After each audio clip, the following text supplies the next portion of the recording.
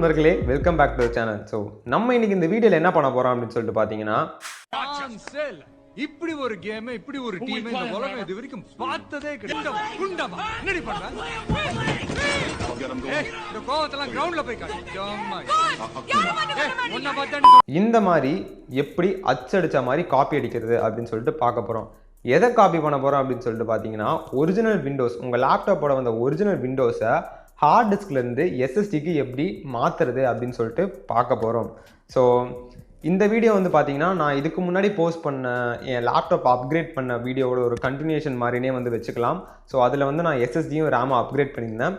And அதுலேயே நான் வந்து சொல்லியிருப்பேன் ஹார்ட் டிஸ்கில் இருக்க ஒரிஜினல் வாய்ஸ் எப்படி எஸ்எஸ்டிக்கு மாற்றுறதுன்னு ஒரு வீடியோ பண்ணியிருக்கேன் அப்படின்னு சொல்லிட்டு. ஸோ அந்த வீடியோ தான் இந்த வீடியோ. அதை பார்த்தீங்கன்னா இந்த வீடியோ உங்களுக்கு கொஞ்சம் நல்லா இன்னும் யூஸ்ஃபுல்லாக இருக்கும். ஸோ இப்போ போய் நம்ம வந்து எப்படி ஹார்ட் டிஸ்கில் இருக்க விண்டோஸை எஸ்எஸ்டிக்கு மாற்றுறது, போர்ட் பண்ணுறது அப்படின்னு சொல்லிட்டு பார்க்கலாம். ஸோ இதை நம்ம பண்ணுறதுக்கு முன்னாடி உங்களுக்கு ஒரு முக்கியமான விஷயம் வந்து சொல்லி ஆகணும். இந்த இதை வந்து ரெண்டு விதமாக வந்து பண்ணலாம். நம்ம விண்டோஸை வந்து எஸ்எஸ்டி வந்து காப்பி பண்ணுறதுக்கு ஒன்று வந்து க்ளோன் பண்ணலாம். அப்படியே உங்கள் டேட்டாஸ் எல்லாம் அப்படியே எதுவுமே வந்து ஃபார்மேட் ஆகாத மாதிரி, அழியாத மாதிரி ஹார்ட் டிஸ்க்லேருந்து உங்கள் விண்டோஸில் நீங்கள் இன்ஸ்டால் பண்ணுற சாஃப்ட்வேர்ஸு, உங்கள் டேட்டாஸ் எல்லாமே சி டிரைவ்லேருந்து அப்படியே நம்ம எஸ்எஸ்டிக்கு வந்து மாற்ற முடியும். ஸோ இது வந்து ஒரு மெத்தடு. ஆனால் இந்த மெத்தடில் நம்ம வந்து இந்த வீடியோவில் வந்து பண்ண போகிறது இல்லை. ஏன்னா இந்த மெத்தடில் வந்து சில காம்ப்ளிகேஷன்ஸ் வந்து இருக்குது. ஸோ எப்போவுமே வந்து இது கரெக்டாக வேலை செஞ்சிடும் அப்படின்னு வந்து சொல்ல முடியாது. சில டைம் ஏதாவது ஒரு சின்ன ஃபைல் ஏதாவது மிஸ் ஆயிடுச்சுனாலும் இதை வந்து எஸ்எஸ்டிக்கு க்ளோன் பண்ணதுக்கப்புறம் விண்டோஸ் வந்து ஒழுங்காக வேலை செய்யாததுக்கு நிறைய வாய்ப்புகள் இருக்குது. அதனால் நம்ம வந்து அந்த மெத்தடை ஃபாலோ பண்ண போகிறதில்ல. நம்ம ஃபாலோ பண்ண போகிறதெல்லாம் ஹார்ட் டிஸ்க்லேருந்து அந்த விண்டோஸ் மீடியா கிரியேஷன் டூல் அப்படிங்கிற மைக்ரோசாஃப்டோட ஒரு ஆப்பை வச்சு நம்மளோட ஒரிஜினல் விண்டோஸை ஒரு காப்பி எடுத்துப்போம். ஒரு செட்டப் ஃபைல்னே வச்சுக்கோங்களேன். அந்த இமேஜ் ஃபைலை வந்து காப்பி எடுத்து வச்சுக்கிட்டு அதை வந்து எஸ்எஸ்டியில் வந்து இன்ஸ்டால் பண்ண போகிறோம். ஸோ அதுதான் வந்து நம்ம பண்ண போகிறோம். நம்ம பண்ண போகிறதுல பார்த்தீங்கன்னா ஹார்ட் டிஸ்கில் வந்து மொத்தமாக வந்து ஹார்ட் டிஸ்கை ஃபார்மேட் பண்ணிவிட்டு அதுக்கப்புறம் எஸ்எஸ்டியில் வந்து புதுசாக ஃப்ரெஷ்ஷாக வந்து விண்டோஸ் வந்து இன்ஸ்டால் பண்ணுவோம். ஸோ இன்னொரு மெத்தடில் வந்து ஹார்ட் டிஸ்கில் இருக்கிறத அப்படியே வந்து எஸ்எஸ்டிலேருந்து க்ளோன் பண்ணுவோம். ஸோ நமக்கு டேட்டாஸ் எல்லாம் வந்து அப்படியே வரும். பட் மோஸ்ட்டாக எப்போவுமே வந்து அது கரெக்டாக வேலை செய்யும்னு சொல்ல முடியாது. ஸோ இதான் ரெண்டு விதமான விஷயங்கள். நீங்கள் க்ளோன் தான் பண்ணி பார்க்கணும் அப்படின்னு நினைக்கிறீங்கன்னா அதுக்கு வந்து நிறைய வீடியோஸ் வந்து இருக்குது. அதில் ஒரு வீடியோவோட லிங்க்கை நான் கீழே டிஸ்கிரிப்ஷனில் கொடுக்குறேன். ஸோ அதையும் போய் நீங்கள் செக் பண்ணி பாருங்கள். உங்களுக்கு அதான் பண்ண விருப்பமாக இருந்துச்சுன்னா நீங்கள் கண்டிப்பாக அதையும் பண்ணலாம். இப்போ நம்ம பண்ண போகிறதுக்கு வந்து நீங்கள் வந்து முக்கியமாக உங்கள் டேட்டாஸ் எல்லாம், உங்களுக்கு முக்கியமான டேட்டாஸ் எல்லாம் ஒரு எக்ஸ்டர்னல் ஹார்ட் டிஸ்கில் வந்து பேக்கப் வந்து எடுத்து வச்சுக்கோங்க. ஸோ நான் சொன்ன மாதிரி நம்ம ஹார்ட் டிஸ்கே வந்து டோட்டலாக வந்து ஃபார்மேட் பண்ணிவிடுவோம். அதனால் நீங்கள் வந்து பேக்கப் எடுத்து வச்சுக்கோங்க உங்களுக்கு தேவையான டேட்டாஸ் எல்லாம். ஸோ இப்போ போயிட்டு நம்ம வந்து எப்படி வந்து அந்த மீடியா கிரியேஷன் டூலை வச்சு நம்ம விண்டோஸ் அந்த செட்டப் ஃபைலெல்லாம் வந்து எடுத்து வச்சுக்கிறது அப்படின்னு சொல்லிட்டு பார்க்கலாம் வாங்க. ஸோ நம்ம முதல்ல என்ன பண்ணோம் பார்த்தீங்கன்னா வந்து ஃபஸ்ட்டு வந்து நம்ம மைக்ரோசாஃப்ட் அந்த அஃபிஷியல் வெப்சைட்டுக்கு போயிட்டு விண்டோஸ் மீடியா கிரியேஷன் டூல் அப்படிங்கிற ஒரு அப்ளிகேஷனை வந்து நம்ம டவுன்லோட் பண்ணணும். ஸோ இந்த சைட்டோட லிங்க்கை வந்து நான் கீழே டிஸ்கிரிப்ஷனில் கொடுக்குறேன். அந்த லிங்க் போனீங்கன்னா டேரெக்டாக இந்த பேஜுக்கே போய்டும். நீங்கள் இங்கே போய் டவுன்லோட் பண்ணிக்கலாம்.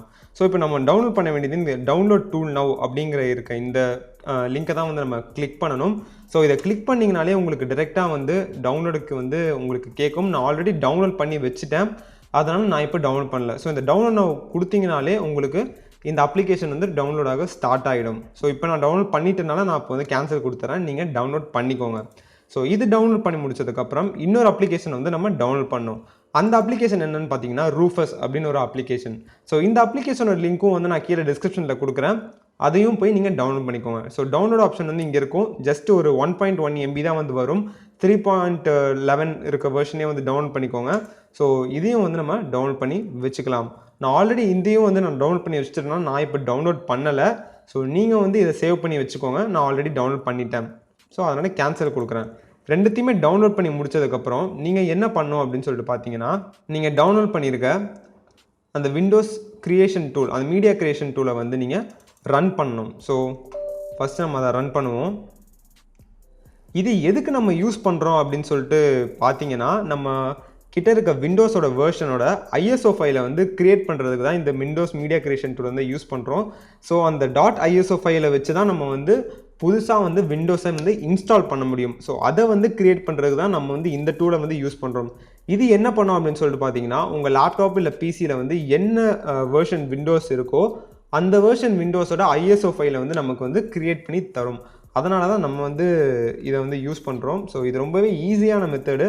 முன்னாடிலாம் நம்ம வந்து வெளிலேருந்து விண்டோஸ் டவுன்லோட் பண்ணோம், ப்ராடக்ட் கீ பண்ணோம், அந்த மாதிரி நிறைய பிரச்சனைகள் இருக்கும். பட் இப்போ வந்து அந்த ப்ராசஸ் வந்து ரொம்பவே ஈஸியாக்கிட்டாங்க மைக்ரோசாஃப்ட்லேருந்து. ஸோ இது வந்து கொஞ்சம் லேட் ஆகும் நீங்கள் அந்த ஐஎஸ்ஓ ஃபைல்லாம் வந்து க்ரியேட் பண்ணுறதுக்கு. எப்படி இருந்தாலும் ஒரு 10 நிமிஷம் ஆகும். நெட்டு ஸ்பீடை பொறுத்து கூட சொல்லலாம் இந்த ஐஎஸ்ஓ ஃபைல் க்ரியேட் பண்ணுற ஸ்பீடு. ஸோ இப்போ வந்து நம்ம டேர்ம்ஸ் அண்ட் கண்டிஷன்ஸ்க்கெலாம் வந்து அக்செப்ட் கொடுத்துருங்க.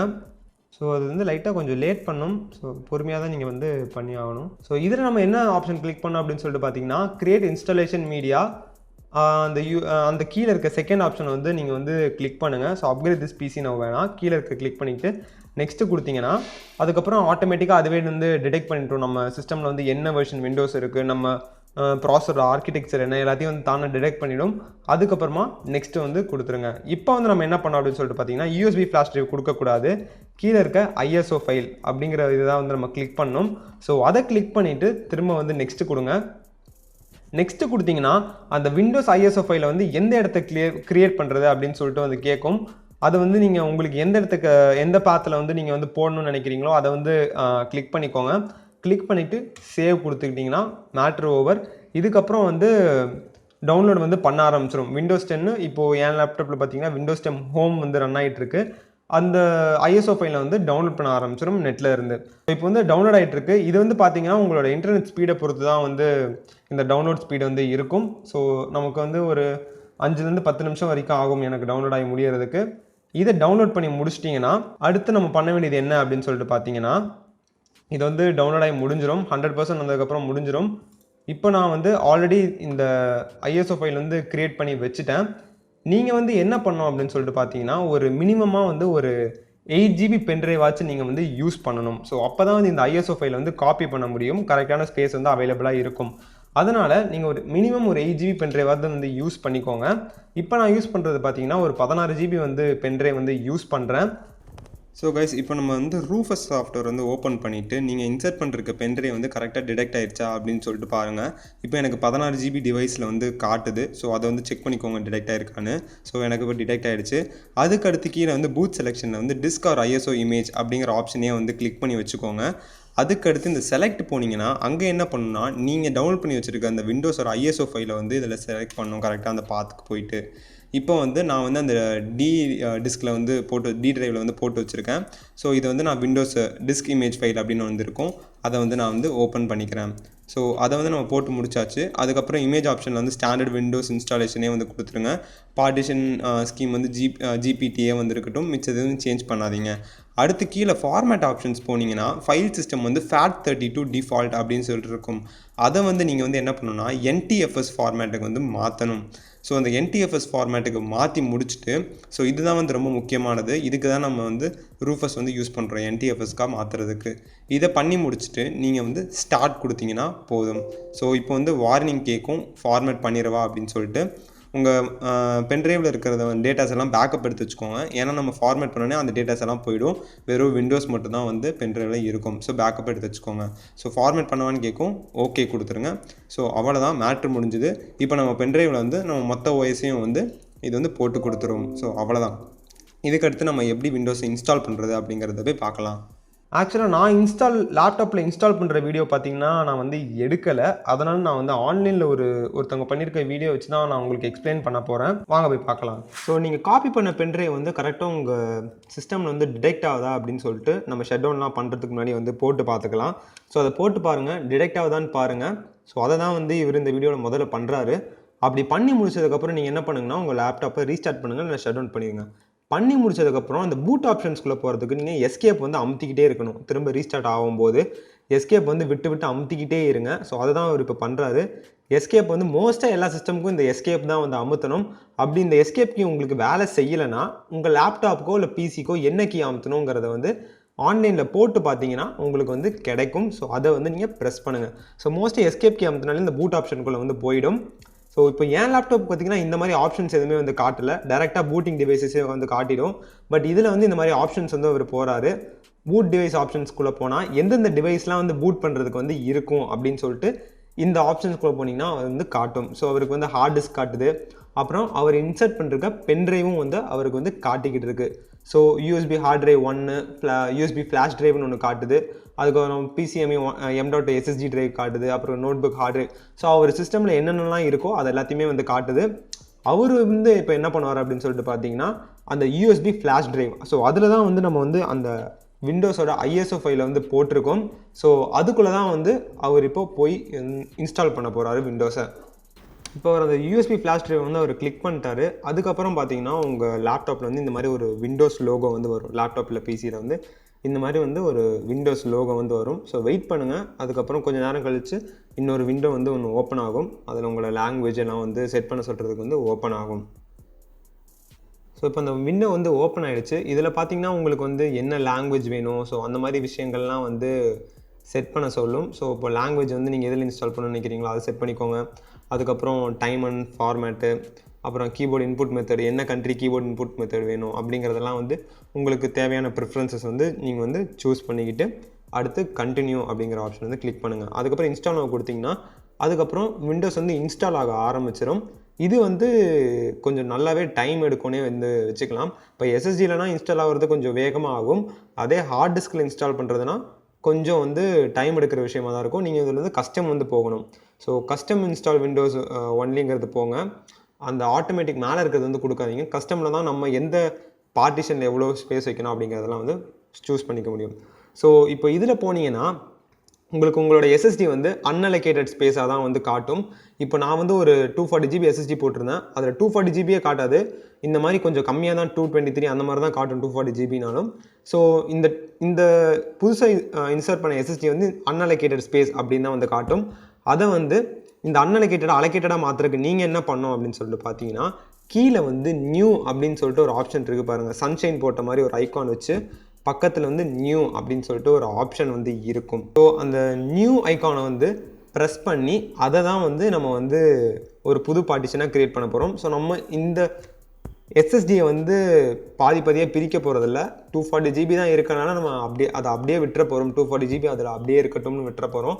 மொத்தமாக C டிரைவுக்கு அதை அலோகேட் பண்ண போகிறோம். ஸோ அதை வந்து இவர் வந்து குறைக்கிறாரு. ஸோ நம்ம வந்து அதை 240 GBனே வந்து மொத்தமாக வந்து அலோகேட் பண்ணிடலாம். ஸோ நீங்கள் வந்து 240 GB அப்படின்னு சொல்லிட்டு போட்டுக்கோங்க. இப்போது அப்ளை கொடுத்தாங்கன்னா அதை வந்து அலோகேட்டட் ஸ்பேஸாக வந்து மாறிடும். அதை ஃபார்மேட் பண்ணணும்லாம் சொல்லும். ஸோ ஓகே கொடுத்துருங்க. இப்போ பார்த்தீங்கன்னா அவர் வந்து SSDயும் வந்து பாதியாக வந்து பிரித்து வந்து பண்ணியிருக்காரு. ஸோ SSDயில் 120 GB வந்து ஒரு பார்ட்டிஷனாகவும் மிச்சம் 100 GB இன்னொரு பார்ட்டிஷனாகவும் வந்து போடுறாரு. ஸோ இன்னொரு பார்ட்டிஷனையும் வந்து அன்அலோகேட்டடாக இருக்க SSDயை வந்து அவர் வந்து இப்போ வந்து அலோகேட் பண்ணிவிடுவார். நீங்கள் வந்து ஒரே 240 GB வச்சுக்கோங்க. அதுக்கப்புறம் அந்த ஹார்ட் டிஸ்க்கு மிச்ச பழைய பார்ட்டிஷன்லாம் மேலே இருக்கு இல்லையா, அது எல்லாத்தையுமே நீங்கள் என்ன பண்ணுங்கன்னா டெலீட் பண்ணிவிடுங்க. அது எல்லாத்தையுமே எல்லாத்தையுமே கிளிக் பண்ணிவிட்டு கீழே டெலீட்னு இருக்க ஆப்ஷன் இருக்குல்ல, அது வழியாக டெலீட் பண்ணிவிட்டு இதே மாதிரி SSDக்கு நம்ம புதுசாக அந்த நியூக்கு போயிட்டு பார்ட்டிஷன் க்ரியேட் பண்ண மாதிரியே அதுக்கும் ஹார்ட் டிஸ்க்குக்கும் க்ரியேட் பண்ணிடுங்க டெலீட் பண்ணதுக்கப்புறம். ஸோ மொத்தமாக உங்களுக்கு லேப்டாப்பே வந்து புதுசு மாதிரி ஆகிடும். ஸோ புதுசாக விண்டோஸ் இன்ஸ்டால் பண்ணி உள்ளே போகும்போது எல்லாமே உங்களுக்கு ஃபாஸ்ட்டாக இருக்கும். அதனால தான் நம்ம ஹார்ட் டிஸ்க்கையும் மொத்தமாக ஃபார்மேட் பண்ணுறோம். ஸோ அதையும் வந்து நீங்கள் கரெக்டாக வந்து பண்ணிக்கோங்க. SSDக்கு நம்ம பண்ண மாதிரியே தான் ஹார்ட் டிஸ்க்கு எல்லாத்தையும் டெலீட் பண்ணிட்டு புதுசாக பார்ட்டிஷன் வந்து க்ரியேட் பண்ணிக்கோங்க. ஸோ அதெல்லாமே பண்ணி முடிச்சுட்டு நீங்கள் இப்போது அந்த எந்த பார்ட்டிஷனில் உங்களுக்கு வந்து இப்போது விண்டோஸ் வந்து இன்ஸ்டால் பண்ணுவோம், இவர் வந்து SSDயில் இன்ஸ்டால் பண்ண போகிறாரு, அதில் வந்து நீங்கள் கரெக்டாக கிளிக் பண்ணி நெக்ஸ்ட்டு கொடுத்தீங்கன்னா உங்களுக்கு வந்து அதில் வந்து விண்டோஸ் வந்து இன்ஸ்டால் ஆக ஆரம்பிச்சிடும். அதுதான் வந்து C டிரைவாக எடுத்துக்கும். ஸோ இப்போ வந்து விண்டோஸ் வந்து இன்ஸ்டால் ஆக ஆரம்பிச்சிருச்சு. இது வந்து கண்டிப்பாக கொஞ்சம் வந்து நல்லாவே வந்து டைம் எடுக்கும். ஸோ வெயிட் பண்ணுங்கள், அதெல்லாம் இன்ஸ்டால் ஆகி முடிஞ்சிடட்டும். ஸோ இப்போ விண்டோஸ் இன்ஸ்டால் முடிஞ்சதுக்கப்புறம் லேப்டாப் வந்து ரீஸ்டார்ட் ஆகும். ரீஸ்டார்ட் பண்ணும்போது நீங்கள் இன்சர்ட் பண்ணி வச்சுருக்க பென்ட்ரைவு அது வந்து எடுத்துருங்க. அப்படி இல்லைனா திரும்ப வந்து பென்ட்ரைவுக்கே தான் வந்து பூட் பண்ணும்போது வந்து போகும். ஸோ நீங்கள் என்ன பண்ணணும்னா பென்ட்ரைவ் வந்து திரும்ப வந்து ரீஸ்டார்ட் ஆக போகிற நேரத்தில் கரெக்டாக பென்ட்ரைவ் வந்து உருவிடுங்க. வேறு எந்த டிவைஸ் உங்கள் லேப்டாப்போட இல்லை கம்ப்யூட்டரோட சொறி இருந்தாலும் அதை வந்து உடனே எடுத்து விட்டுருங்க. அப்போ தான் வந்து கரெக்டாக வந்து பூட் ஆகும், விண்டோஸ்குள்ளே பூட் ஆகிட்டு வந்து போகும். ஸோ அப்படி இல்லைனா திரும்ப வந்து நம்மளுக்கு வந்து அந்த பூட்டிங் ஆப்ஷன் எந்த டிவைஸ்க்கு போய் நம்ம பூட் பண்ணணும்னு நினைக்கிறோமோ அதுக்கே வந்து தான் திரும்ப நிற்கும். ஸோ இப்போ வந்து அவர் பென்ட்ரைவ் எடுத்துட்டாரு, அதனால் வந்து டிவைஸ் வந்து இப்போ ஸ்டார்ட் ஆகுது. ஸோ ஃபர்ஸ்ட் டைம் பூட் வந்து கண்டிப்பாக ரொம்ப நேரம் ஆகும். அதனால் நீங்கள் கண்டிப்பாக பொறுத்து வெயிட் பண்ணுங்கள். ஏதோ பிரச்சனை ஆயிடுச்சு அப்படின்னு சொல்லிட்டு நினைக்காதீங்க, ரொம்ப நேரம் ஆகும். அப்புறமா வந்து கண்டிப்பாக வந்து லாகின் ஆகிடும். லாகின் ஆனதுக்கப்புறம் நீங்கள் வந்து பென்ட்ரைவ்லாம் போட்டுக்கலாம், ஒன்றும் பிரச்சனை கிடையாது. ஸோ லாகின் வந்து கொஞ்ச நேரம் கழித்து ஆகிடும். இப்போ பார்த்தீங்கன்னா உங்கள் விண்டோஸ் வந்து உங்கள் லேப்டாப்பில் ஆல்ரெடி ஒரிஜினல் தான் வந்து இருந்திருக்கும். ஸோ இப்போ நம்ம புதுசாக போடும்போதும் கண்டிப்பாக வந்து உங்களுக்கு ஒரிஜினல் விண்டோஸ் வந்து ஆக்டிவேட் ஆகிடும். ஏன்னா ஃபேக்ட்ரிலேருந்து வரும்போதே ஸோ இந்த மதர் போர்டுக்கு நீங்கள் இந்த வெர்ஷன் விண்டோஸ் போட்டால் இன்டர்நெட்டோட கனெக்ட் ஆனதுக்கப்புறம் ஆட்டோமேட்டிக்காக வந்து ஆக்டிவேட் ஆகிடுற மாதிரி தான் வந்து பண்ணியிருப்பாங்க. ஸோ பிரச்சனையே கிடையாது. இப்போ நீங்கள் இன்ஸ்டால் பண்ணதுக்கப்புறமும் நீங்கள் உங்கள் லேப்டாப்பை வந்து இன்டர்நெட் கூட கனெக்ட் பண்ண உடனே விண்டோஸ் வந்து ஆக்டிவேட் ஆகிடும். ஸோ உங்களுக்கு வந்து கீ ஆக்டிவேட்டட் அப்படின்னு சொல்லிட்டு உங்கள் ப்ராப்பர்ட்டிஸில் போய் பார்த்தீங்கன்னா உங்களுக்கு தெரிஞ்சிடும். ஸோ நீங்கள் கவலைப்பட தேவையில்லை.